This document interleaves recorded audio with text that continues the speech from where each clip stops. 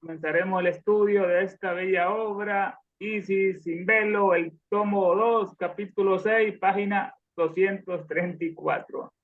Y nos quedamos en la última sección analizando acerca del origen de la humanidad. Dice, desde el Euxino hasta Cachemira y más allá es donde debemos buscar la cuna de la humanidad y a los hijos de Ad. Bueno, este Euxino es el Mar Negro, ubicado entre Europa Oriental y Asia Occidental. Esta es la cuna de nuestra raza, hasta Cachemira, que es una parte del subcontinente de la India. Ahí deben buscar la cuna de la humanidad y a los hijos de Ad. Este Ad dice que los hebreos se apropiaron de este nombre. Ad es como Adi, el primero, el uno. Y acá significa el primer nacido o hijo de Ad. Y dejar el particular jardín del Edén en el río Éufrates, al colegio de los extraños astrólogos y magos, los Alejín. Este jardín es en sí, quiere decir delicia, placer, jardín de las delicias. Es un lugar de iniciación de los misterios realmente. Y está regado por 4 ríos que forman una cruz: Tigres, Éufrates, el Surapi y el Ubni. Ahí donde está ese jardín del Edén, el río Éufrates, lo conocemos, un gran río, forma con el otro Mesopotamia, tierra entre ríos. Y nace en Turquía este río y atraviesa Siria y finaliza en Irak, muy largo, con el Tigris y Éufrates. Dice que en ese lugar del Edén, del Éufrates, donde debemos buscar ese extraño colegio de astrólogos y magos, los Alejín. Y hay una nota que dice, Adán, Alak en hebreo, ahí tienen la frase en 3 letras, y Edén es la siguiente, se lee de derecha a izquierda en hebreo. El primero, Adán, es un nombre de mujer. Y el segundo, Edén, es la designación de un país. Esas son como claves para entender la Biblia. Ambos nombres están estrechamente relacionados entre sí. Adán y el otro, Edén, pero no Adán. Aquí está en hebreo también, en las letras, y acá, que se escriben con, o deletrean con la letra Aleph, que es la A, que es la que forma con el signo del Tauro de ellos. Dice, ahí termina la nota. No es extraño que el vidente del norte, Swedenborg, aconseja a la gente que busque la palabra perdida entre los hierofantes de Tartaria, China y el Tíbet, porque está allí.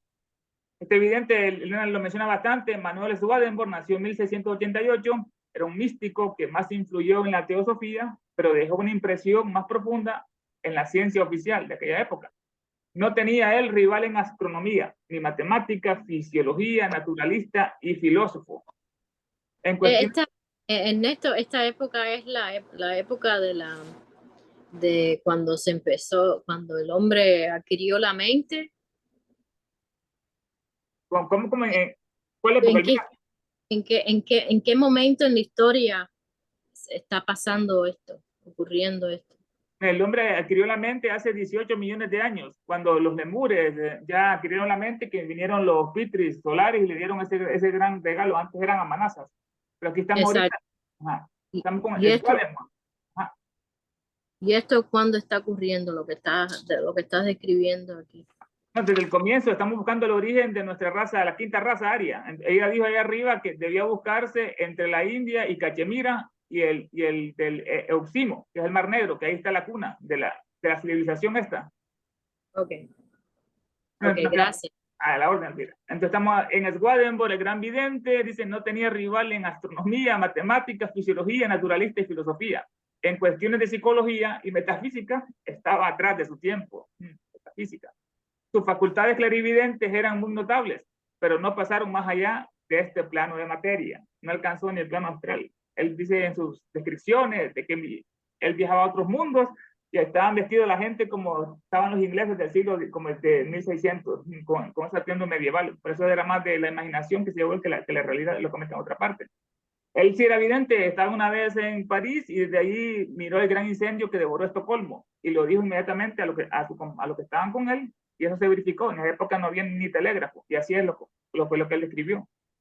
Bueno, el vidente Swedenborg, él aconsejaba a la gente que busque esa palabra perdida, que a la persona, al humano que la tenga, lo hace casi ser un Dios todopoderoso como Brahma, casi como Brahma. 2 grandes iniciados la poseen en la India y solo uno la comunica en hora de su muerte, esa palabra perdida, que no es palabra.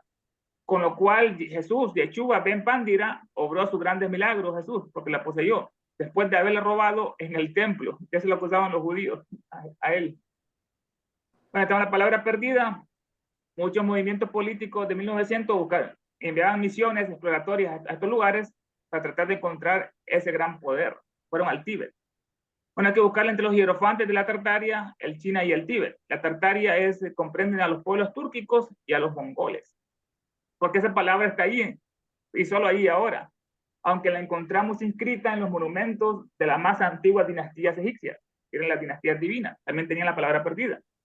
Ahora viene una magnífica descripción de unos grandes libros.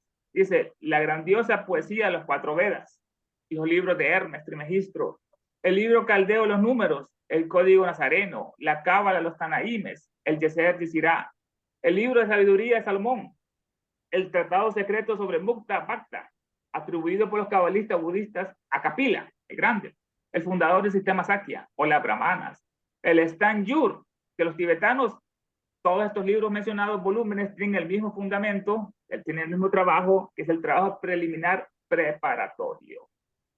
Entonces, sobre cada uno de estos vamos a analizarlo así rápidamente. Dice, la grandiosa poesía de los 4 Vedas, Veda quiere decir revelación. En la India se divide el tiempo antes de los Vedas y después de los Vedas, no antes de Cristo. Los libros de Hermes ya se ha comentado mucho en estas obras. El libro caldeo de los números dice que esta obra contiene todo cuanto se encuentra en el Zohar. El libro del esplendor de Simón Ben Yoachi y mucho más. Encierra todos los principios fundamentales expuestos en las obras cabalísticas judías, pero sin ninguno de sus velos, ¿está? Desvelado. Es una obra rarísima. Solo hay 2 o 3 copias y están en manos de particulares. Es el libro de los números, el libro de la cábala. El código nazareno, quiere decir el libro de Adán, es el libro de la humanidad, y ella en el 3er tomo de esta obra, y si sin verlo, tomo 3, lo explica ampliamente, ese códice nazareno. La cábala de los tanaímes, estos eran los iniciados, los tanaímes, los judíos cabalistas, eran muy doctos en los tiempos antiguos, esos tanaímes, su cábala. El Yefer de Sirá, que quiere decir el libro de la formación, es una antiquísima obra cabalística atribuida a Abraham.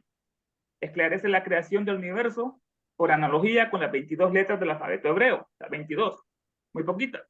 Están distribuidas en una triada, una hectada y una década, o están en aún 3 letras, 7 planetas son 10 y 12 constelaciones son 22. De ahí vienen estas formaciones. Si vemos el cielo, Escorpión tiene parecido a una S. De ahí viene este alfabeto divino que nos regalaron a nosotros, los Diane Johannes. Bueno, el Yefer de Sirá, el libro de la sabiduría de Salomón, muy comentado, o el octavo, el tratado secreto de Mukta Bhakta, atribuido por los cabalistas budistas a Kapila, que es fundador del sistema Sakya.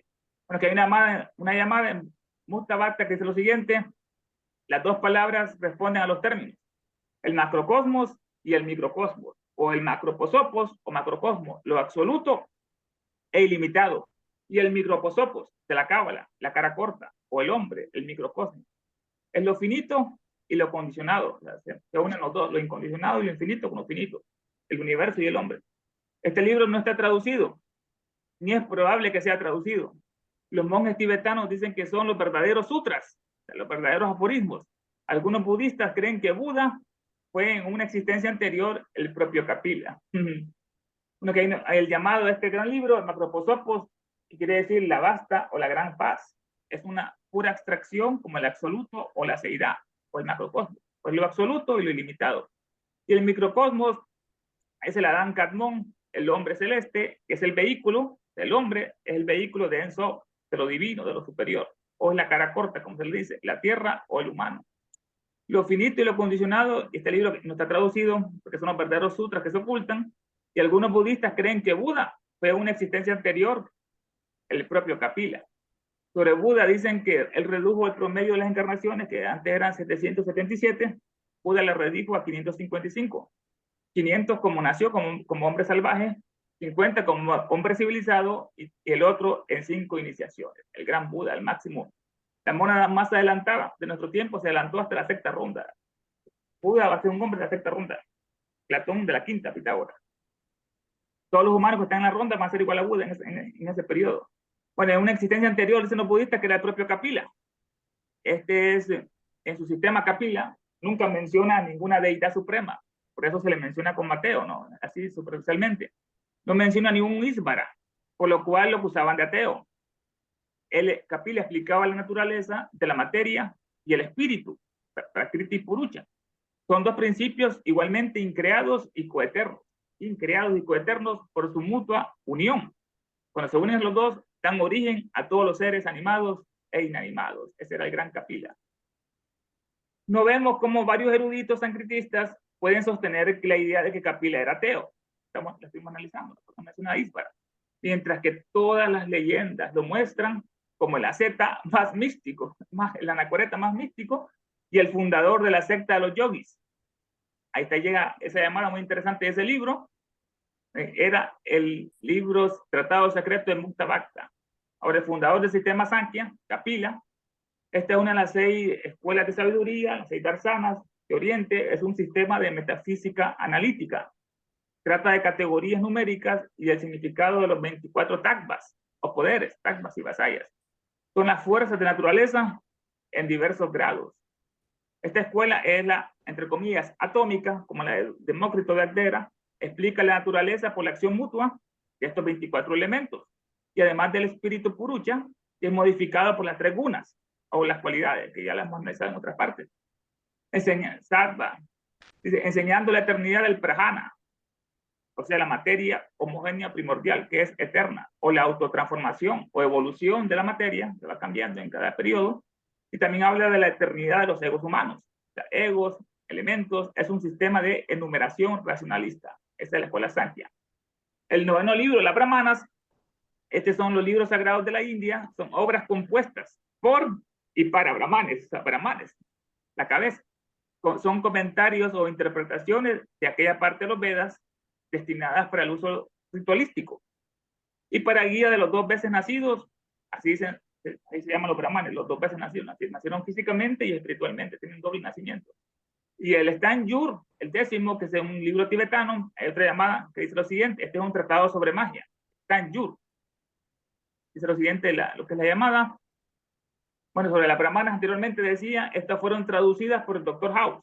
Véase su Aitareya Brahmana. Este Dr. House, se llama Martín, nació en 1827 en Alemania, era un gran orientalista. Fue invitado a la India, donde se convirtió en profesor de sánscrito.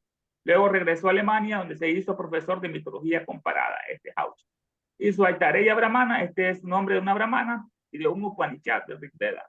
Algunas de sus partes son puramente vedantinas, estos libros. Y sobre el libro tibetano, el Stan Yur, que es un tratado de magia, dice la nota, que este libro está lleno de reglas de magia. Trata sobre el estudio de los poderes ocultos y de su adquisición, porque ese libro no es muy público. Cómo se adquieren esos siddhis, cómo ya sea por herencia, por pureza, por tapas, por penitencias, por sanyama o meditación de Raja Yoga. También el tercer objetivo de la sociedad teosófica es el estudio de los poderes ocultos de los seres humanos. El libro trata sobre eso, cómo se adquieren esos siddhis. Trata también sobre encantamientos, hechizos, encantos, y está tan poco entendido por sus intérpretes laicos como es la Biblia judía por nuestro clero, la que no le entienden, ¿no? El clero católico, o la Cábala, que es entendida por los propios rabinos europeos, que tampoco la entienden. Ahí termina este llamado, este libro, el Stan Yur, que era el 10º acá arriba. Bueno, todos estos volúmenes mencionados de arriba tienen el mismo fundamento, trabajo preliminar o preparatorio, todos estos. Termina la llamada y dice, todos estos libros, estos 10 que leímos, variando todos, pero en alegorías. Todos varían, pero en alegorías. Estos libros enseñan la misma doctrina secreta que después nos regaló, es las instancias del libro decían, que una vez eliminadas estas alegorías por completo, resultará demostrada ser la última tool de la verdadera filosofía y revelará lo que es esta palabra perdida. Este párrafo lo vamos a analizar también en otra traducción, está bastante interesante. A todos los libros anteriores, que son libros de sabiduría de distintas épocas y razas, traen alegorías que difieren, pero en su núcleo está esta íntegra, esta doctrina secreta, que una vez eliminadas las alegorías por completo, demostrará, nos dice ella, la última Tul. En español no pusieron esta traducción, en la otra traducción de PDF. La Tule es la capital misteriosa del reino perdido de Hiperbóreas, el segundo continente. Ni el Lemuria, ni Mu, ni la Atlántida, sino el segundo, el capital de los hiperbóreos. Tul, como es el Dorado para los incas, o el Shangri-La, o el reino del Preste Juan, o el Chambala, o el Agartha, capital misteriosa y oculta. Muchos exploradores y también sociedades místicas se colocaron con ese nombre, Tul. Resultará demostrar ser la última Tul, esta doctrina secreta, aquellos volúmenes de la verdadera filosofía, o sea, de la verdadera sabiduría, y revelará, o sea, quitará ese velo, levantará el velo de la Isis saítica, donde soy todo lo que fue, es y será, y ningún mortal puede levantar mi velo, como decía en la estatua de ella. Levantará ese velo y revelará lo que es esta palabra perdida. Ahora, en la traducción que tiene en español dice lo siguiente: todos estos libros enseñan bajo diversidad de alegorías la misma doctrina secreta, que cuando acabe de pasar por el tamiz, por el filtro del estudio, aparecerá como el último término. Allá dice tú, no término, no. A la traducción del PDF, aparecerá como el último término de la verdadera filosofía. Entonces se nos revelará la palabra perdida, para que tengan las dos traducciones de cuál le gusta más.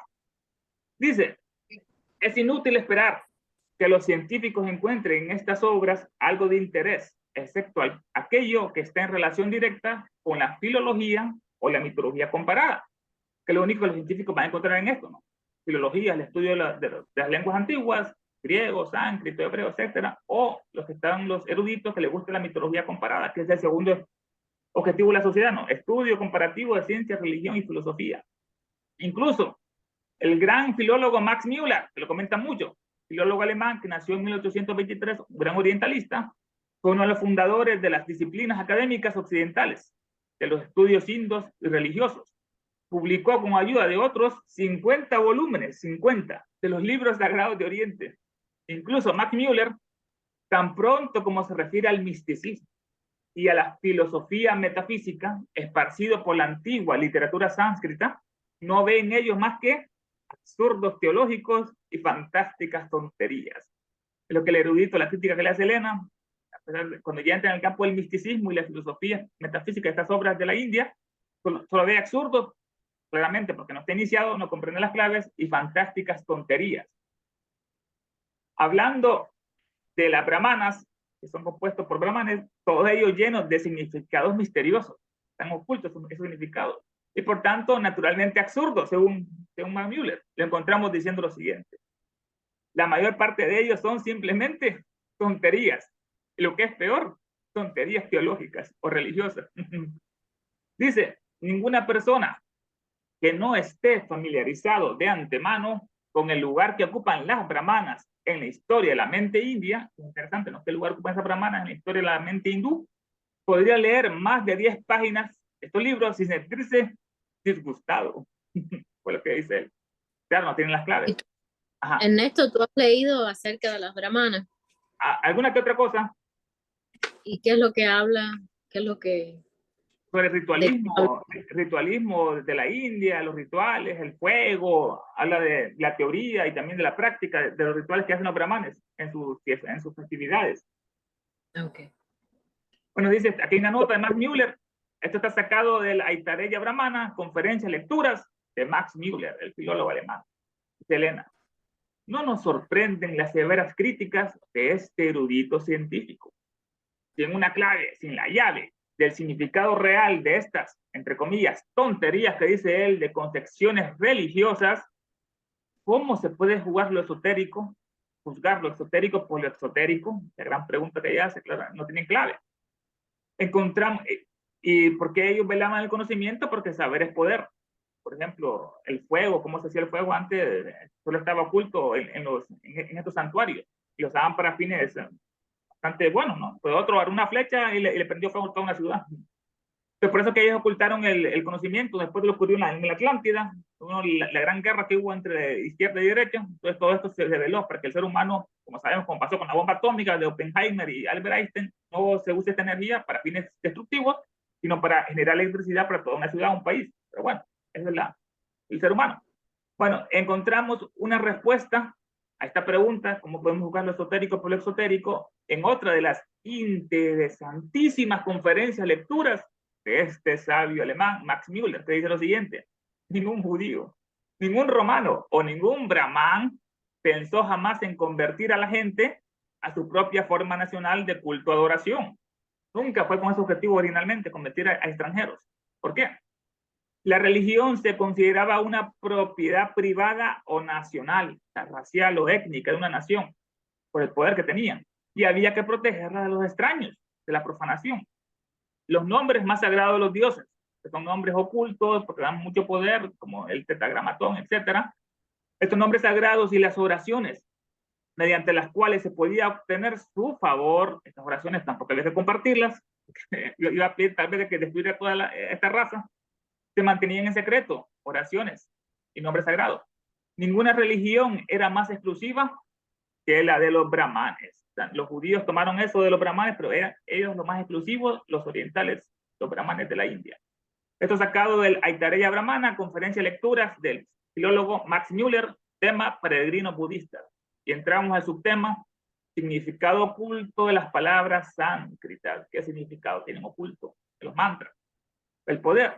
Por lo tanto, cuando encontramos que eruditos que imaginan ellos, porque han aprendido el significado de unos pocos ritos exotéricos de un sotrilla, que es un sacerdote brahman iniciado en los misterios sacrificiales que hacen ellos, se creen estos eruditos que son capaces de interpretar todos los símbolos y que han tamizado, han colado todas las religiones hindúes. No podemos dejar de admirar la plenitud de sus delirios científicos, dice Kalena. El sotrilla, bueno, que es el que le ha revelado cierto conocimiento a estos occidentales europeos, esta es una denominación de un brahman que practica los ritos védicos que él estudia, de un practicante de los ritos. A diferencia del Vedavid, que es otro brahman que es el que solo estudia teóricamente. El sotrilla está más adelante, es estudia la teoría y la práctica. Bueno, estos sacerdotes iniciados le enseñan lo poco que saben, entonces estos occidentales creen que han tamizado las religiones hindúes. La conclusión nos dice Lénica, no podemos dejar de admirar la plenitud de sus delirios científicos. Tanto más cuando que encontramos al propio Max Müller afirmando que dado que un brahman significa que nació, más aún, es un nacido dos veces, y no podía permitirse ni siquiera a la casta baja, la de los sudras, abrir sus filas a un extraño extranjero, ni ellos mismos.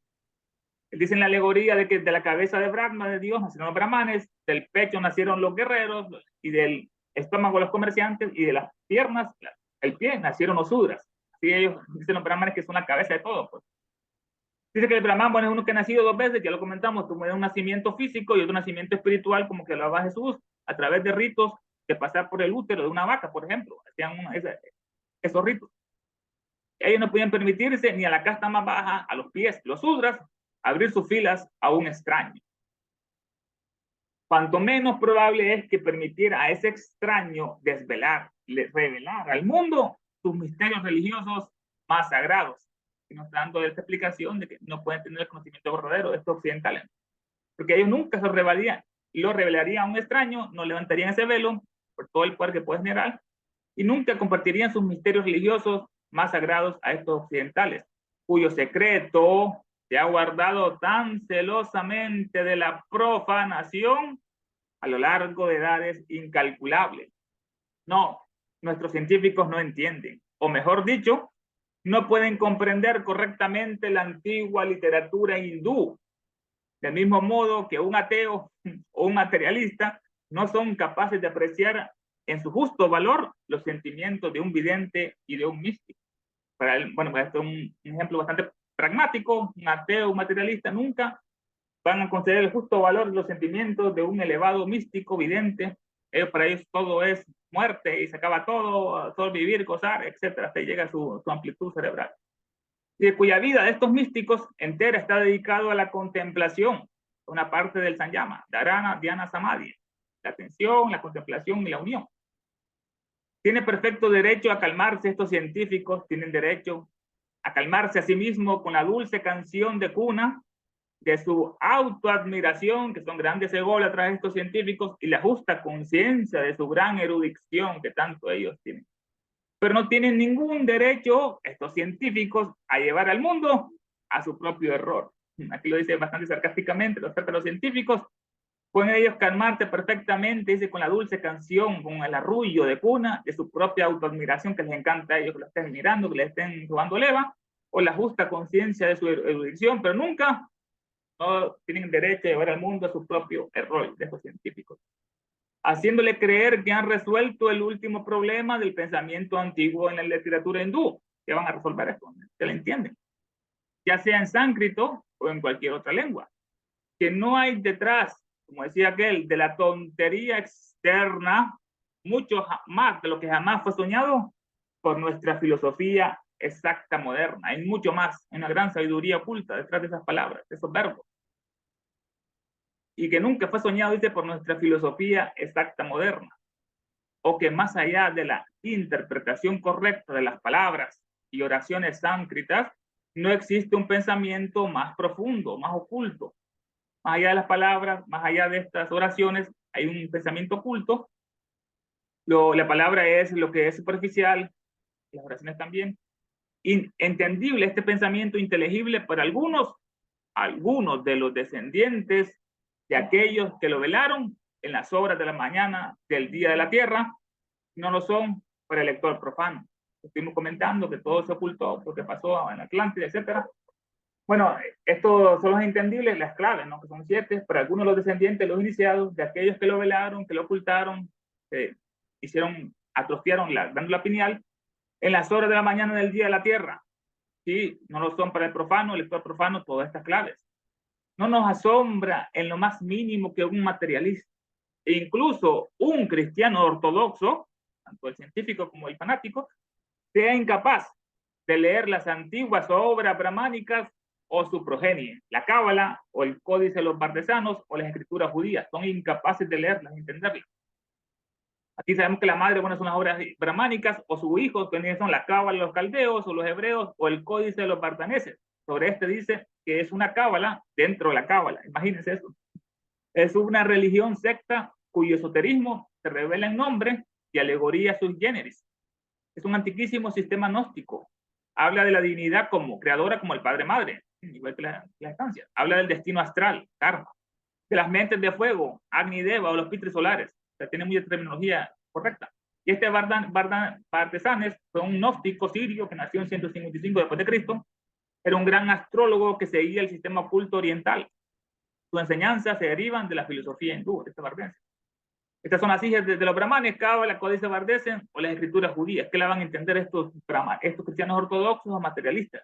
Sí, pueden leerlas sin sentir repugnancia por su inmodestia, su falta de humildad y aparente falta de lo que el lector no iniciado se complace en llamar, que no tienen sentido común. Como decía Elena, el menos común de los sentidos. Bueno, lo que pueden sentir estas personas al leer sin claves, repugnancia o inmodestia, porque no tienen sentido común. Pero si no podemos culparlos por tal sentimiento, especialmente en el caso de la literatura hebrea, que es bastante repugnante y depravada, e incluso también la griega y la latina, que los dioses eran infieles, que se acostaban con tal mortales, etc. Y estamos bastante dispuestos a estar de acuerdo con el profesor Fiske, en que dice lo siguiente: es una señal de sabiduría estar insatisfecho con pruebas, evidencias imperfectas. Qué tremendo sutra nos dio este profesor Fiske, que se llamaba Young, nació en 1842 en Estados Unidos, era un abogado, filósofo e historiador. Escribió numerosos ensayos y libros sobre la obra de Darwin. Este Fiske es una señal de sabiduría, debemos estar insatisfechos por este mundo, que nos damos cuenta que hay una gran falsedad detrás de todo lo que nos presenta, ya sea por el televisor, el sistema político, religioso. Es una señal, debemos estar insatisfechos con pruebas y evidencias que son imperfectas. En la otra mano, en el mundo científico, tenemos derecho a esperar que reconozcan que no es menos una señal de honestidad confesar la propia ignorancia de estos científicos en los casos en que hay dos lados de la cuestión. Hay dos lados. Vamos a confesar nuestra ignorancia, los científicos, y en cuya solución el científico puede equivocarse tan fácilmente como cualquier ignorante. Cuando encontramos al profesor Draper en su definición de los periodos de desarrollo intelectual de Europa, los clasifica desde el tiempo de los días de Sócrates, precursor y maestro de Platón, hasta Carneades como la edad de la fe.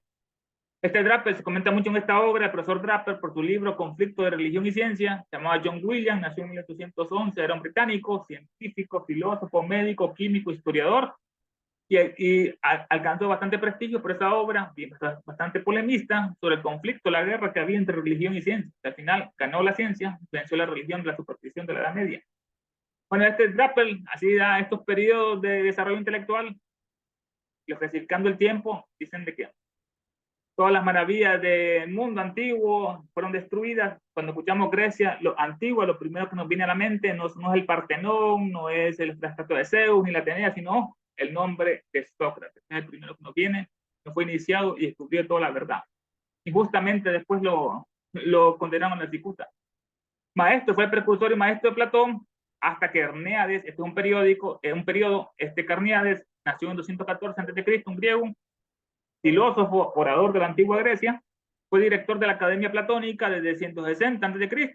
hasta 137. Bueno, en este periodo agarra lo que es Draper, desde Sócrates hasta Carneades, como la era de la fe, toda la fe, Parménides, todo aquello.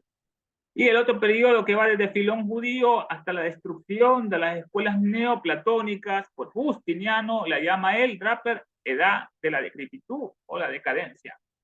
Este Filón también se comenta bastante de Alejandría, nació en el 20 a.C., fue un filósofo judío helenista, hizo un trabajo apologético con intención de demostrar la combinación perfecta que había entre la fe judía mosaica y la filosofía helenista. Este Filón, desde él hasta la destrucción de las escuelas neoplatónicas, empezaron a destruir todas las fuentes de luz, las academias por Justiniano, esta es la edad de la decrepitud.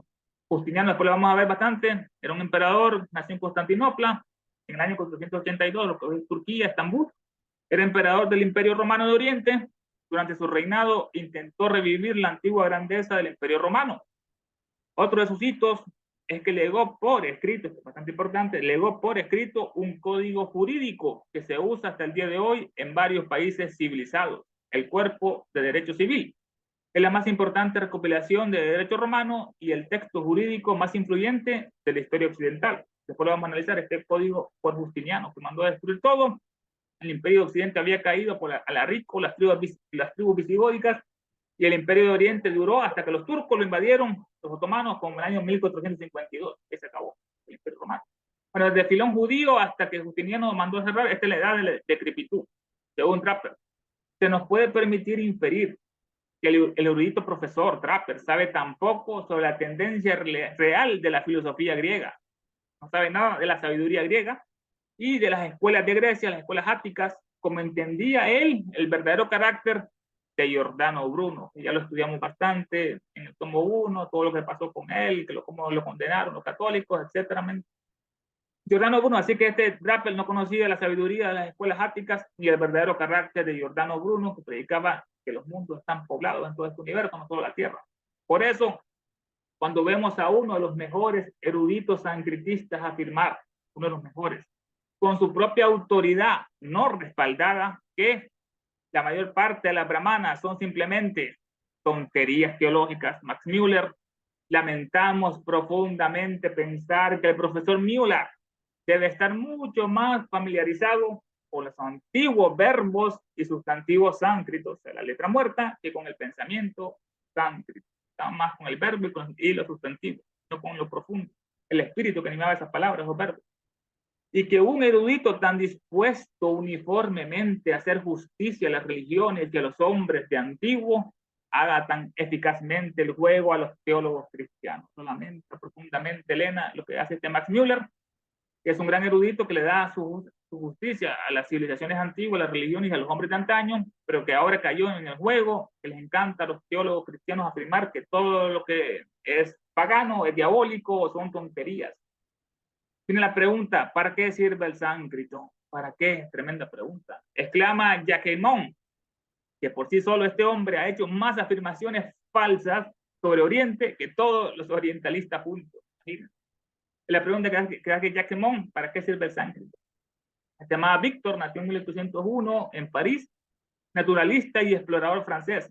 Trabajó en la India durante 4 años y luego fue hasta el centro de los Himalayas. Él se dice, ¿para qué sirve el sánscrito? Que por sí solo ha cometido más errores juntos que todos los orientalistas juntos. Era un mentiroso, un sumo ignorante. A ese ritmo no habría ninguno, en efecto, no habría ninguno de estos eruditos si hemos de cambiar un cadáver por otro. Interesante, ¿no? Cambiar la letra muerta por otro, una explicación. Lo mismo podemos diseccionar la letra muerta de la Biblia judía que la de los Vedas, de los hindúes. Vamos a diseccionar, a comparar estas dos cadáveres. Aquel que no esté vivificado intuitivamente por el espíritu religioso de antaño nunca verá más allá de las tonterías exotéricas. La gran sentencia que nos hace Elena, debemos estar vivificados intuitivamente con el espíritu para entender la profundidad de esto. Que Buda ilumine nuestra mente de cualquier tema que estemos tratando investigando, o usamos en otra parte la psicometría, la lectura del alma. Hay que tener el espíritu vivificado, como decía San Pablo, y no la letra muerta. Nunca verá más allá de todo esto las tonterías públicas exotéricas. Cuando leemos por primera vez que en la cavidad del cráneo del macrocosmos, en cara larga, que hace en esa cavidad escondida la sabiduría aérea, que en ninguna parte se abre y no se descubre ni se abre, o de nuevo que la nariz del anciano de los días es vida en todas sus partes. Nos inclinamos a considerarlo como los desvaríos incoherentes de un lunático, y lo tenemos la clave. Y cuando además, bueno, esta es la cavidad del cráneo, el cráneo es el Mahad, la mente universal, el macrocosmos, macroposopos, de cara larga, y en su cráneo del universo, la mente está la sabiduría oculta, la sabiduría aérea, del espacio o estelar, que en ninguna parte se abre, solo en la mente, en la parte de arriba, y no se descubre ni se abre. O de nuevo, que en la nariz, que en la cábala, la nariz es Adán, se respiró. La nariz del anciano de días, que está el padre del demiurgo del universo, se le llama la tercera vida y equivale a nuestro tercer logo de la doctrina secreta, es el Ensof, el eterno, y no es idéntico acaso al viejo tiempo Cronos de los griegos con su guadaña y su reloj de arena, el anciano de los días, claro. El anciano de los días hindú es igual que el Brahma de ellos, con su forma trina, Vishnu Shiva, cuyo nombre es también Sanat, o el anciano de aquellos. Es la comparación de estas cuestiones. O sea que la nariz del anciano es vida en todas sus partes, es prana en todas sus partes, en todo el espacio, es omnipresente. Nos inclinamos a leer esto, ¿no? a considerarlo como los desvaríos incoherentes de un lunático si no tenemos la clave, y cuando además nos enteramos por el código nazareno de que ella, el espíritu, la luz astral, invita a su hijo, Caracno, que es la materia caótica, que está frenético y sin juicio, y lo invita a cometer la madre un crimen antinatural con su propia madre. Estamos bastante bien dispuestos a tirar el libro a un lado con disgusto, pero ¿se trata solo de esto de basura sin sentido? La pregunta. Bueno, este código nazareno, ya lo he comentado, está escrito en un dialecto caldeo siriaco mezclado con el misterioso lenguaje de los gnósticos. Esta es la secta de los nazarenos, era precristiana, antes de Cristo. Plinio y Josefo, historiadores, hablan de los nazaritas que tenían su residencia en las riberas del Jordán, 150 años antes de Cristo, que los terapeutas egipcios fueron sus maestros y los monjes budistas que mandó a Soka también los dieron una doctrina. Moon afirma que la institución de los nazarenos fue fundada antes de la ley de Moisés, más antigua. Son sabeos y astrólatas puros, les encantan las estrellas. Este es el código que más profundamente ella lo analiza en el tomo 3. Dice que en ese código se encuentra el siguiente, que esto puede resultar bastante obsceno. Dice que el espíritu de la luz astral, invita a su hijo Caracnos, que este es el espíritu del deseo ciego y animal, símbolo del Kamarupa, es el símbolo de la materia, y representa al padre de los 7 espíritus de la concupiscencia. Este espíritu engendrado por él en su madre, en la luz astral. Es el espíritu de materia y concupiscencia, Caracnos, su madre, la luz astral, lo invita. Él está frenético y sin juicio, o sea, no tiene mente, no tiene sentido. Lo invita a cometer la madre un crimen antinatural con su propia madre, que engendra aquellos 7 mismos. Estamos bastante bien dispuestos a tirar el libro de Selena a un lado con disgusto, pero se trata solo de basura sin sentido, expresado en un lenguaje grosero e incluso obsceno. En esto, si lo analizamos así, de sin clave, ¿no? No se puede juzgar por su apariencia externa, más que los símbolos sexuales de las religiones egipcias e hindúes. Eso pasaba en todas partes. No se puede juzgar por su apariencia externa más que los símbolos sexuales de las religiones egipcias e hindú, que eran bastante palicistas. O la grosera franqueza de expresión de la propia santa, entre comillas, Biblia, donde Lot se acuesta con su hija, etc. Dice que no más podemos esto analizarlo que la alegoría de Eva y la serpiente tentadora del jardín, la serpiente. El espíritu siempre insinuante e inquieto, esa serpiente astral. Cuando una vez cae en la materia, esa serpiente tienta a Eva o a Abba, que quiere decir sacrificio o ofrenda, que corporalmente el cuerpo representa a Eva la materia caótica, no tiene mente. Eso es el cuerpo, materia caótica. Está frenética y sin juicio Eva, porque la materia Caracnos, estamos analizando el código con la escritura, es hijo del espíritu astral. o el espíritu de los nazarenos que llamaban Sofía Achamot. Esta Sofía es hija de la sabiduría, de una personificación de la luz astral o plano inferior del éter. Era la personificación del aspecto femenino personificación de la creadora fuerza masculina de la naturaleza. Era la Sakti, como dicen los orientales, de Shiva, Vishnu. Y Akamot es el nombre de la Sofía segunda menor. Esotéricamente, Akamot, y entre los gnósticos, es la Sofía mayor o más antigua, era el Espíritu Santo o el Espíritu Santo femenino, o el Sakti, energía femenina. Era el Espíritu Santo de lo desconocido y el Espíritu Divino. Y esta última dice que Sofía es hija del Espíritu puro, de la Sofía mayor, que es la sabiduría, el Espíritu Santo femenino, etc.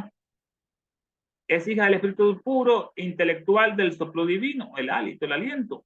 Cuando la ciencia nos haya demostrado efectivamente el origen de la materia, ¿cuál es el origen de la materia? Los átomos se parten, están los electrones, los quarks, etc. Y cuando la ciencia nos demuestre cuál es efectivamente el origen de la materia y probado la falacia de los ocultistas y antiguos filósofos, cuando prueben esa falacia que sostenían, como sostienen ahora sus descendientes de ellos, ocultistas, que la materia no es más que una de las correlaciones del espíritu. ¿Qué expresión? La materia es una correlación del espíritu. Estas correlaciones tienen que estar relacionadas con el espíritu. El espíritu es la causa que origina la materia es espíritu cristalizado, la materia es espíritu materializado, el espíritu es materia sutilizada. Tienen las dos, Purucha y Prakriti.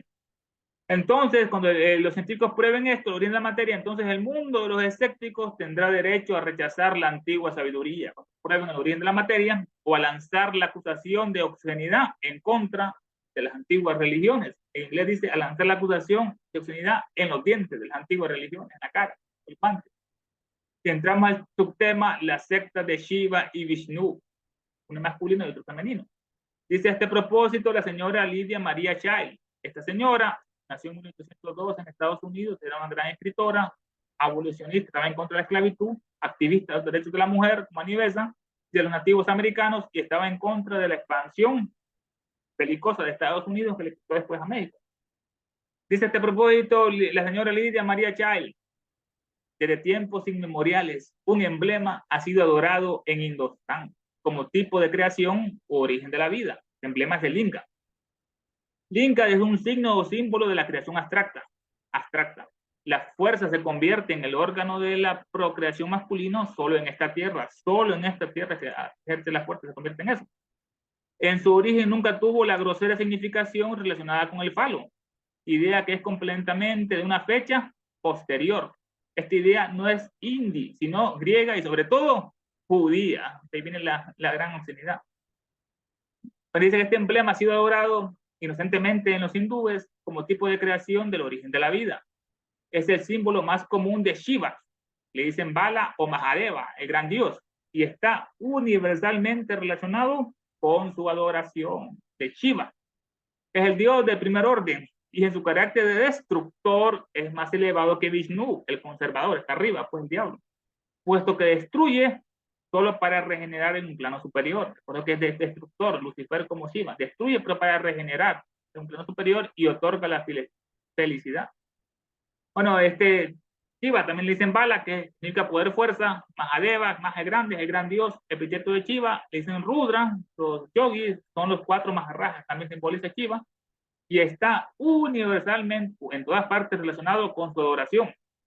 Shiva no era simplemente el reproductor de las formas humanas, representó el principio fructificante, el poder generativo que impregna todo el universo, no solamente el hombre y la mujer. Pequeñas imágenes de este emblema, el lingam, talladas en marfil, oro o cristal, se usan como adorno alrededor del cuello de los adoradores. Y pasamos al emblema materno, que es el yoni, el útero. El emblema materno es también un tipo religioso.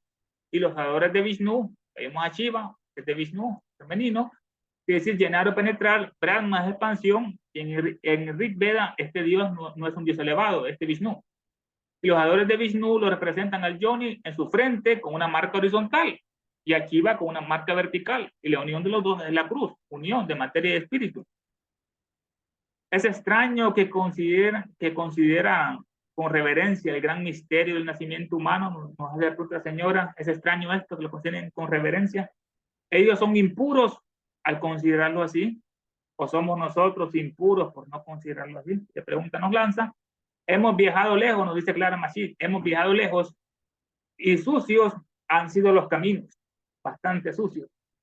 Desde que aquellos antiguos anacoretas hablaron por primera vez de Dios y del alma en las solemnes profundidades de sus primeros santuarios. Ella tuvo que recordar, o sea, qué interesante, sucios han sido los caminos desde aquellos grandes anacoretas místicos hablaron por primera vez como Buda, que dio el primer sermón a sus amigos aquellos. Hablaron sobre por primera vez de Dios y del alma en las solemnes profundidades que eran grandes selvas o cuevas de sus primeros santuarios. No sonriamos ante su modo de trazar la causa infinita. El Inga y el John, no nos riamos de ellos. Es incomprensible, esta causa infinita es incomprensible a través de todos los misterios de la naturaleza. No nos riamos de ellos. No sea que al hacerlo arrojemos la sombra de nuestra propia grosería sobre su simplicidad patriarcal. El consejo de esta señora, bastante que le lo trae acotación por eso, sacado de su obra Progreso de las Ideas Religiosas a través de épocas sucesivas, volumen 1, página 17. Muchos son los eruditos que han intentado lo mejor que han podido hacer justicia a la antigua India. Muchos eruditos hacer la justicia. Desde Colebrook, Sir William Jones, Berthelny, Saint-Hilaire, Lassen, Weber, Strain, Bornu, Hardy y finalmente Jacoliot. Todos estos son grandes orientalistas, no los vamos a mencionar porque ya falta poco tiempo. Este era, por ejemplo, orientalista, botánico, lingüista, sanscritista, matemático, magistrado, traductor, indólogo, vivió muchos años en la India donde trabajó y estudió. Este Colebrook, William Jones, sí lo vamos a repetir, este nació en Bretaña en 1746, era un filólogo, antropólogo, historiador, traductor de sánscrito y persa, lingüista e investigador de la India, célebre en particular por su redescubrimiento de las familias lenguas indoeuropeas. Más adelante también menciona, bueno, a este Jacoliot, importante, que se llamaba Luis, nació en 1817 en Francia, era un abogado que trabajó como juez en la India, más tarde trabajó como escritor, y escribió la Biblia en la India, que tuvo muchos años, Jacoliot. Todos estos han tratado de hacerle justicia a la antigua India, desde Colebrook hasta Jacoliot. Han presentado su testimonio de sus logros en legislación, en leyes, derecho, en la India, en ética, comportamiento, en sabiduría, filosofía, en religión, es lo que han destacado todos ellos. Ningún pueblo en el mundo ha alcanzado jamás tan grandeza de pensamiento en concepciones ideales de la deidad y su vasta descendencia, el hombre, que los metafísicos y teólogos sanscritistas. Qué bella expresión esta, la vamos a analizar. Ningún pueblo en el mundo ha alcanzado jamás tal grandeza de pensamiento en sus concepciones ideales de la deidad abstracta y de su vasta descendente el hombre como los metafísicos y teólogos sanscritistas. En todo el mundo estos son los que más sublimemente han hablado sobre estos dos grandes, la deidad y el hombre. Dice Jacoliot, mi queja contra muchos traductores y orientalistas, es la queja que tiene él contra los traductores, sin dejar de admirar su profundo conocimiento, es que al no haber vivido en la India, vivir la experiencia, no son los libros, hay que vivirla, fallan en la exactitud de la expresión de Jacoliot. Así es.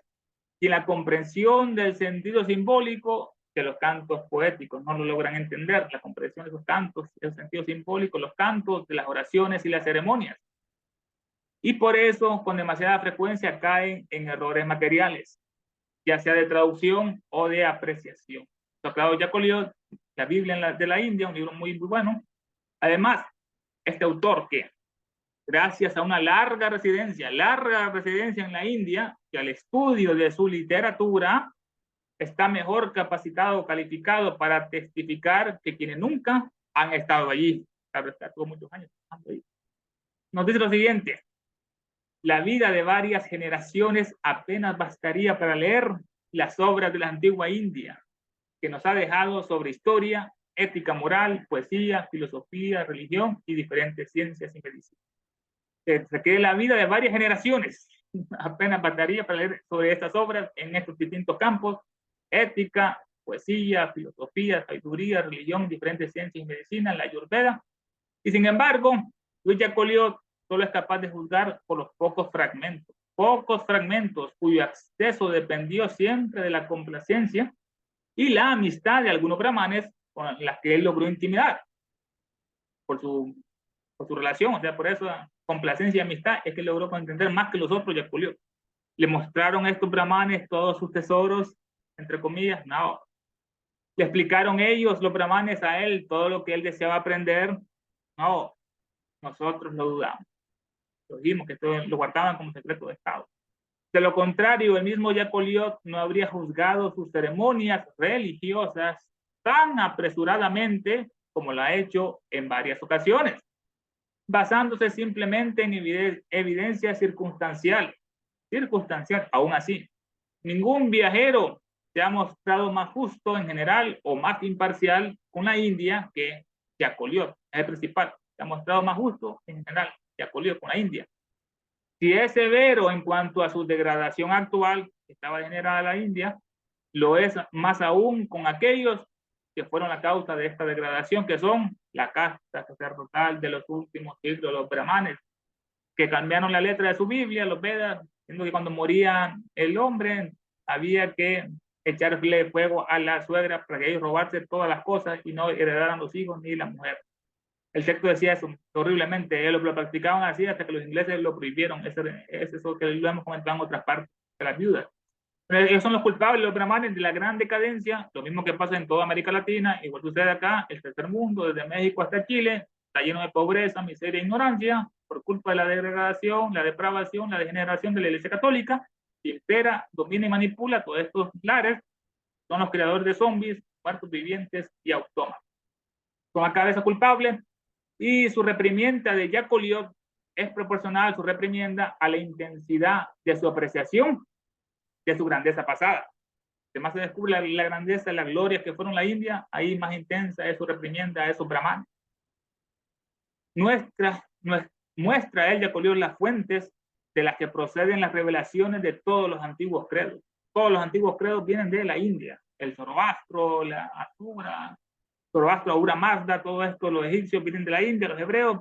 Muestra las fuentes de las que proceden todas las revelaciones, la fuente de todos los antiguos credos, incluidos los libros inspirados, entre comillas, de Moisés, la India, y señala directamente a la India como que sentencia la cuna de la humanidad, la cuna de la quinta raza aria, es la India, la madre de todas las demás naciones, otro epíteto, la madre de todas las demás naciones, India, Persia, y el semillero de todas las artes, también la India, y ciencias perdidas de la antigüedad, ciencias, artes y religiones, tienen la madre, la India, por las que la vieja India, ella misma, la vieja India, se perdió en la oscuridad cimeriana de las edades arcaicas.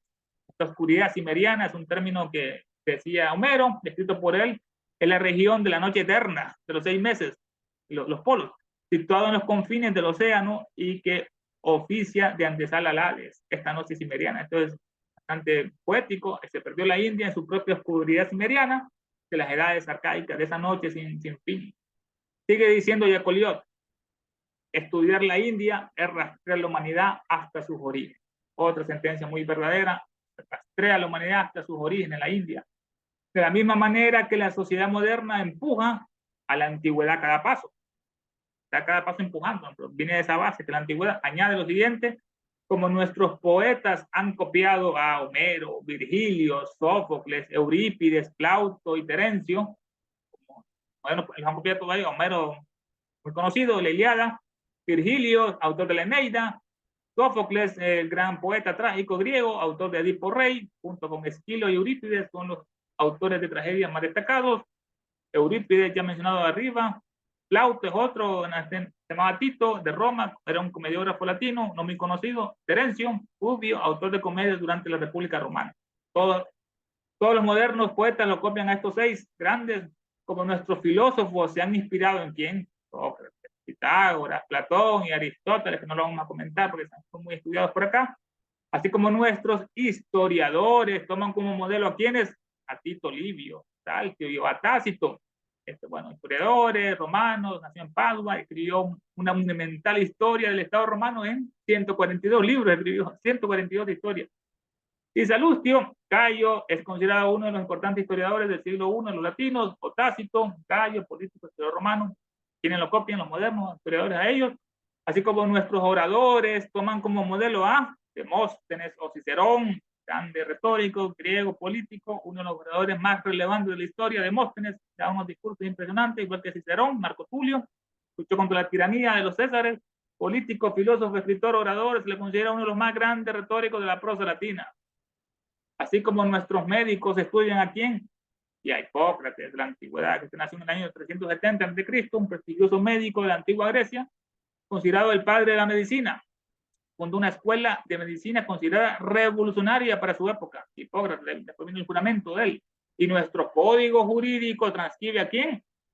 A Justiniano, que ya comentamos ahí arriba, el código civil que sirve de base a todas muchas naciones hoy en día, que se escribió como el año 500, imagínense. Así también, la antigüedad tuvo una antigüedad que copiar, estudiar e imitar.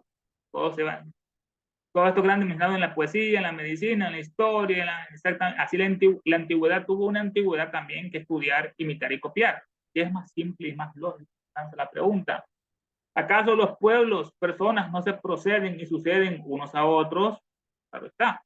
El conocimiento dolorosamente adquirido por una nación, dolorosamente se limita, confina a su propio territorio y muere con la generación que lo produjo.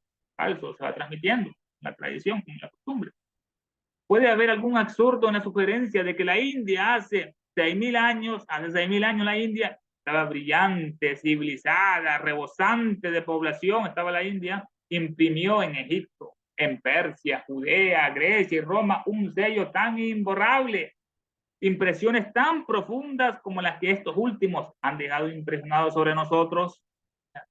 Que bella expresión nos dice, la India, brillante, hace 6.000 años, civilizada y rebosante, imprimió sobre estas grandes culturas, Egipto, Persia, Judea, Grecia, un sello tan imborrable como estas, impresiones tan profundas como las que estos últimos han dejado impresionados sobre nosotros. Mismo ocurrió.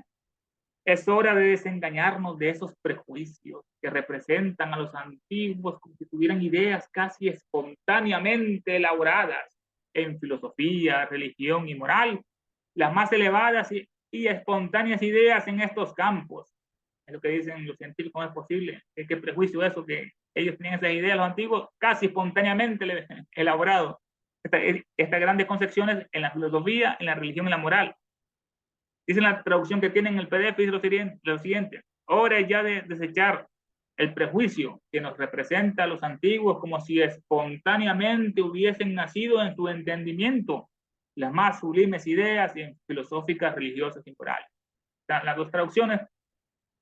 Esos prejuicios que en su ingenua admiración lo explican todo en el dominio de la ciencia, las artes y las letras y literatura. Prejuicios, en ingenua admiración lo explican todo en esos campos, ciencias, artes y letras, por la intuición de unos pocos grandes hombres o por el reino de la religión por revelación. Lo dice la Biblia en la India. ¿Cómo ellos lo conseguían? Estaban iluminados por Buda y tenían la intuición desarrollada y así podían conocer en esos distintos campos, estar con ideas tan sublimes en esas distintas artes.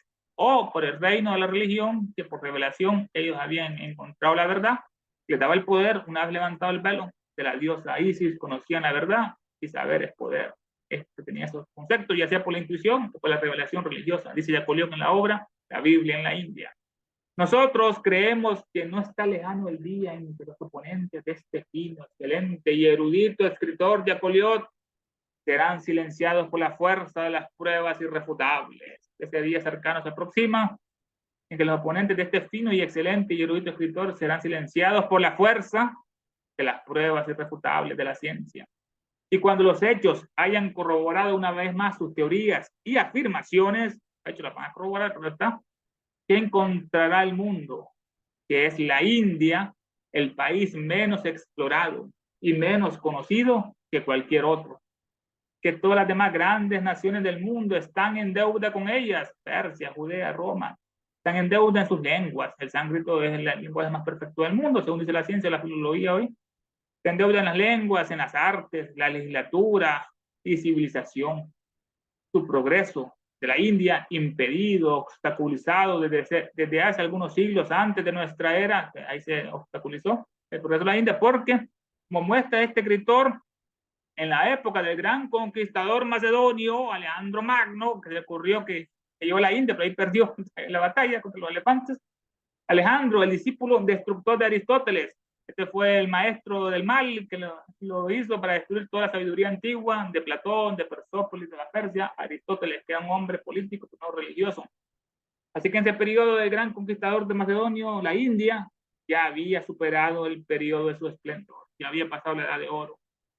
Fue completamente la India apagada, sofocada por las edades posteriores, la degradación de los brahmanes. Pero la evidencia de sus glorias pasadas reside en su literatura, sus letras, después de los números, otra ciencia perfecta de la literatura. La evidencia está en sus glorias pasadas. Bharata, los Upanishads residen, las brahmanas, los Puranas residen en su literatura. ¿Qué pueblo en todo el mundo puede presumir, jactarse de una literatura que, si el sánscrito fuera menos difícil, sería más estudiado que ahora? Es lo que puede jactar, ¿qué pueblo puede jactarse de eso, no? De su literatura, y no fuera menos difícil, sería más estudiado que ahora. Hasta ahora, el público en general ha tenido que confiar para informarse de unos pocos eruditos sanskritistas. A pesar de su gran erudición y confiabilidad, no están preparados para la tarea de traducir los eruditos y comentar más que unos pocos libros, de los casi innumerables que, a pesar del vandalismo de los misioneros católicos que destruían todos los libros, como pasó con los mayas, con el Chichen Palán, destruían todos los libros, todavía quedan para engrosar el poderoso volumen de literatura sánscrita. A pesar de ese vandalismo, todavía hay muchas obras. Y hacer... Ernesto, Ajá. Ernesto, tienes 10 minutos para concluir. Sí, sí, ya falta poco, ok. Dice, Gracias. Y hacer incluso eso es el trabajo de toda una vida de un europeo, la traducción. De aquí que la gente juzgue precipitadamente y a menudo cometa los errores más ridículos. Un experto pandí de Pensilvania. Recientemente, un tal reverendo Dunlop Moore de New Brighton, Pensilvania, decidió mostrar su astucia y piedad de un solo golpe, típico católico. Atacó la afirmación, la declaración hecha por un teósofo en un discurso pronunciado en la cremación del barón de Pal. Este es un dato que Olcott lo narra bastante en su obra. Un amigo de Elena y Olcott, que vivía en la misma casa que ellos, el gran barón de Pal. Joseph era un gran cruz, comendador de la Orden del Santo Sepulcro, caballero de otras órdenes. Hicieron la primera cremación en Estados Unidos, fue con el barón de Pal, con el rito egipcio, y así fue mucho más sanamente el proceso de enterramiento, la cremación. Dice este católico en ese discurso que pronunció un teósofo, de que el código de Manú existe 1000 años antes que Moisés. Esto dijo el teósofo, porque el código de Manú existía 1000 años antes de Moisés, el gran código. El código de leyes atribuido al primer Manú es Babangua, que floreció hace 30 millones de años. 30 millones de años. Bueno, sobre Manú, sí, lo comentamos bastante, el gran legislador, es el logos y el progenitor de la humanidad, es la idea personificada del pensamiento divino, siendo cada Manú el dios especial, creador y modelador de todo cuanto aparece durante su propio ciclo, respectivo existencia o Manvantara, es el creador de ahí. Dice ahí que el código Manú es 1000 años antes de Moisés, dice el pandí, dice este reverendo. Todos los orientalistas de cualquier notoriedad ahora estamos de acuerdo en que los institutos de Manú fueron escritos en diferentes épocas, dice él. La parte más antigua de la colección data probablemente de el siglo VI antes de la era cristiana. O sea, siendo que no es más antiguo que Moisés. Esto acabó de estandarte presbiteriano del 20 de diciembre de 1806. Independientemente de lo que puedan pensar otros orientalistas, con lo que se encontró este experto pandí de Pensilvania, Sir William Jones, arriba mencionado, tiene una opinión diferente, dice Sir William Jones. Está claro que las leyes de Manú, tal como las poseemos y que no comprenden más de 680 eslocas, artículos, no pueden ser la obra atribuida a Sumauti, que es probablemente la descrita bajo el nombre del Brihya Manava o Código Antiguo de Manú, es otro nombre de él, Brihya Manava. Manava Dharmasatra, que aún no ha sido completamente reconstruido, aunque muchos pasajes del libro han sido preservados por la tradición y son citados a menudo por comentaristas. Por su parte, dice Jacoliot, leemos en el prefacio de un tratado sobre la legislación de Narada, escrito por uno de sus adeptos, cliente copartícipe del poder brahmánico. Manú, habiendo escrito las leyes de Brahma, Manú, en 100.000 eslocas o dísticos, que formaban 24 libros y 1000 capítulos, entregó la obra Narada, el sabio de los sabios, quien la abrevió para uso de la humanidad en 12.000 versos, y Narada se la entregó a su hijo de Brigu, llamado Sumauti, quien para mayor comodidad del hombre redujo los versos a 4000.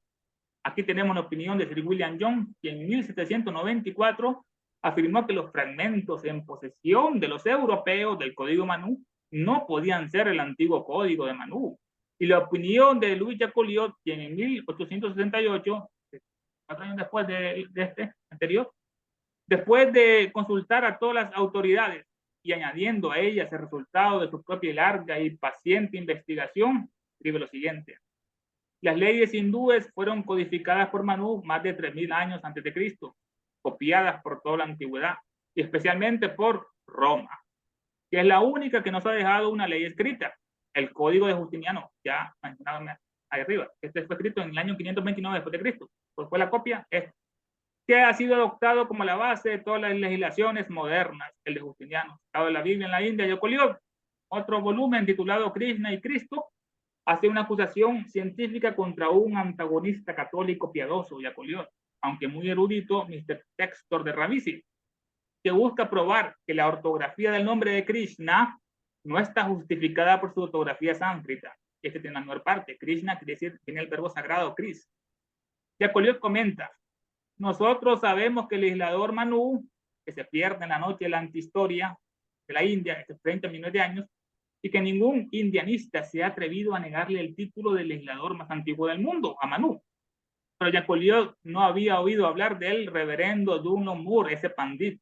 Esta es la razón por la que tal vez él y varios otros indiólogos se están preparando para demostrar que muchos de los textos védicos, así como los de Manú, enviados a Europa por la Sociedad Asiática de Calcuta, no son textos genuinos en absoluto, sino, son falsos, sino que se deben principalmente a los astutos esfuerzos tentativos de ciertos misioneros jesuitas para engañar a la ciencia. O sea, los jesuitas, los engañadores, aparecen otra vez, los demonios que han profanado los libros, los han cambiado. Con la ayuda de obras apócrifas, los jesuitas, calculadas a la vez para arrojar sobre la historia de la antigua India una nube de incertidumbre y oscuridad, han hecho ellos, y sobre los brahmanes y pandí expertos modernos caiga una sospecha de interpolación sistemática, como que ellos estaban intercalando palabras o frases de textos en escritos antiguos. Termina diciendo Jacoliot: estos hechos que están tan bien establecidos en la India, que ni siquiera se cuestionan, ni siquiera se ponen en duda, deben ser revelados a Europa. De su obra, Krishna y el Cristo, página 347. Vemos los jesuitas, como siempre, haciendo de las suyas, engañando a la gente, profanando. Y arriba, bueno, queda algo interesante sobre Narada. A ver si aparece por acá. Narada, es interesante la nota que está en el Glosario Teosófico. Es el único confidente y el ejecutor de los universales decretos de karma y adibuda. El único confidente, son logos activos, una persona, un dios encarnado. Es una especie de logos activos que sin cesar se encarna, el conde, que guía y dirige los asuntos humanos desde el principio hasta el final del kalpa. Ese es Narada. Está más profundamente desarrollado en un glosario sobre Narada, habría mucho más que hablar. Y este es el estudio de esta tarde. No sé qué les pareció, hermanos. Comentarios, preguntas, análisis, son bienvenidos. También Narada es un excelente pianista de música progresiva. Nada más entre paréntesis, y es una película de Disney. Las aventuras de Narada, pero muy bien, muy bien. ¿En qué página empezaste? ¿En qué página empezaste? En la 234 hasta la 240. En esta parte termina el estudio de hoy. Fue aquí donde dice incertidumbre envuelva sospechas de superchería contra los modernos brahmanes. Termina diciendo Jacoliot que Europa debe conocer estos hechos sobre los cuales ya ni siquiera se discute en la India. Ahí fue la llamada 607, ¿no? Entonces, sí, entonces voy a comenzar además el código del Manú. Ahí voy a empezar la próxima vez. Además el código del Manú. Excelente, excelente. Sí. Muy bien, Ernesto, toda tu investigación, tus notas sobre todo este tema. Sí, muy profundo. Muy bien, Estudio de las brahmanas, del libro ese de los budistas, Stan Europe, Parece casi como las estancias de Siam, pero atribuido Lo a que, Capila, lo que ¿no? pasa con el libro del Manú es que ese fue escrito, pero muchísimos años atrás, en la época de Kriya Yuga. Y claro, después hicieron unas adaptaciones más tarde y entonces no se pueden remontar, los historiadores no se pueden remontar a la época de oro en que fue escrita. Y claro, entonces la ponen como si fuera más moderna, que fue cuando se hicieron las adaptaciones para hacerla más fácil, el código del Manú.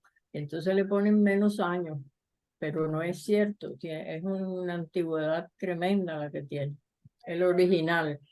Los otros son arreglos que se han ido haciendo. Bueno, ¿Algún otro comentario? Sí, bueno, ese punto es importante, que no tomar las enseñanzas de la doctrina secreta en todas sus variaciones, por todos los diferentes, ya que venga por la cábala, ya que venga por el budismo, ya que venga por los egipcios, los brahmanes, en un sentido, ¿cómo te diré?, literal, sino que tiene que uno despertar a la sabiduría, al conocimiento interno detrás de toda esa filosofía velada, ¿ves? Porque está velada con alegorías, con mitos, etcétera, etcétera. Entonces uno tiene que despertar a la intuición. Eso fue un punto muy importante en el estudio de hoy, que Ernesto recalcó ahí. Comenta.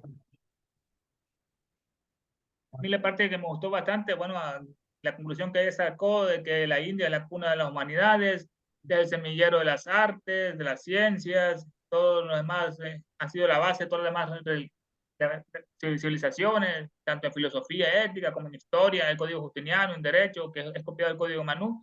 Y aquí nos dio una cifra de 30 millones de años para Manú, imagínense, 30 millones de años. El verdadero Manú empezó su periodo, que es como el creador, que va modificando. En la India dicen el Manava Dharma Sastra. Sastra es comentario, Dharma es la ley y Manava es Manu. El comentario a la ley de Manu. Manava Dharma Sastra. exacto, así es como se llama el original. Después lo hicieron unos cambios, pero bueno, lo que yo creo que Blavatsky quiere recalcar aquí es el origen de todo este conocimiento, a dónde se remonta, y ella siempre escoge la India porque, claro, los arios fueron los primeros de la raza que nosotros hemos desenvuelto. Entonces, los arios son los que han puesto esta semilla para que continúe. Claro que esos arios son descendientes de los anteriores, que son los atlantes, y así los atlantes de los anteriores, y así sucesivamente, pero bueno, actualmente lo consideran todo como que viene de Grecia, de Roma. Los historiadores han hecho mucho hincapié en eso y no es cierto, viene más atrás. Siempre hay que remontarse. Y también fue interesante el desenvolvimiento de la materia o la madre frenética y sin juicio, y cómo el espíritu animador o el padre o Shiva, Vishnu, la relación esa, está presente en lo que es la transformación y la relación de espíritu y materia, que no se puede separar como tal, pero bueno, el espíritu guía la materia, ¿ves? Entonces ese punto también fue muy interesante, claro. que ella trató, y de una manera muy extraordinaria, ¿no? Porque lo pone como la madre loca y etcétera, etcétera, pero al fin es animada, guiada por el espíritu. Yo cuando leí esa parte me reía porque es verdad que cuando uno lo lee, si no lo lee con la letra muerta, pues lo que parece es algo obsceno. Y Max Müller sí hizo un diccionario sánscrito, y es verdad que él se concentraba en ese aspecto de la erudición y las palabras y su significado, pero también criticaba toda esa, llamaba la fantasía, el cuento fantástico de los hindúes. Sí, porque no era místico. Porque no era iniciado todavía o no había despertado la parte esotérica quizás. Pero bueno, todo ese esfuerzo que toda esa gente hacía, de todas maneras, Sí. bueno, Blavatsky le reconoce a crítica, Mahmoud, lo reconoce Sí. como una gran cosa, pero ahí lo critica porque También, ahí también. ayudó a los cristianos con su cosa. Ujú. No, y los maestros también critican en cierto sentido a Müller y a otros filósofos porque dicen que no entienden bien el espíritu de Shiva o el transformador en todo su sentido. Sí, sí. Que esa filosofía de esa transformación es mucho más profunda de lo que se puedan ellos pensar o algo así. Y el símbolo que se ponen las mujeres en la frente, en la India, que es así, Una horizontal, rayita. cuando la materia comienza Ajá, a meterse, a despertar todas las energías. Bueno, ellas se ponen diferentes cosas, se ponen un puntico, se ponen una rayita, ujú. de la vida, Está bien. ¿no? Diferentes símbolos que utilizan, sí. Maquillaje, para denotar diferentes fuerzas, sí. Diferentes Pero parece que antiguamente era energías. era una raya horizontal. Ahora ya, tú sabes, todo con el modernismo. Sí, también. El modernismo cambia todo. Y a ti, Ernesto, ¿qué más te realzó el estudio de esta parte? Me gustó bastante casi todo, pero especialmente cuando menciona todos los libros sagrados de todas las culturas. Menciona la Sí, brahmana, los Vedas, el Jefer Yesirá, el Stan Yur de los tibetanos, y nos dice que todos son los mismos trabajos preliminares, preparatorios de la doctrina secreta. Y sí, que sí, una vez, si encontramos la llave, dicen que se nos puede revelar la última tul, nos dijo, o la palabra perdida. sí, así mismo. ¿Qué tú piensas de la palabra perdido? Te dicen de que solo se transmite de labio a oído y que solamente lo tienen un iniciado, que en el momento de su muerte se lo tienen que heredar al más cercano en pureza, que da un poder extraordinario, de que supuestamente en el tomo 3 ella va a profundizar de que Jesús obtuvo esa palabra y por eso lo operaba milagros, caminaba sobre el agua, curaba a los enfermos, porque tuvo posesión de esa palabra perdida en Egipto. Y después en el templo también estaba, pero estaba oculta y los fariseos y los otros no la podían entender porque estaban sucios su alma. Y Jesús sí lo hizo. Sí, Bueno, tú sabes que la Blavatsky dice de la palabra perdida en un momento que no es palabra.